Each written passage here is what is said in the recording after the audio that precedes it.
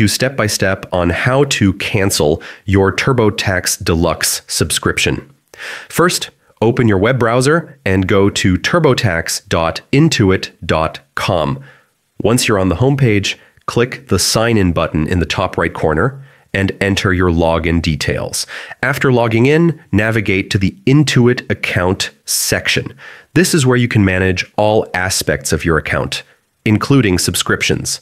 Click on Manage Subscription to view the services you are currently subscribed to. Next, select the Products and Billing tab. Here, you'll see a list of all your active subscriptions along with billing details. Locate your TurboTax Deluxe subscription and click Cancel. The system will guide you through any prompts to confirm your cancellation.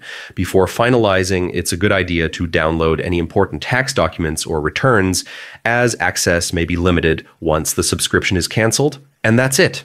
Your TurboTax Deluxe subscription is now successfully canceled.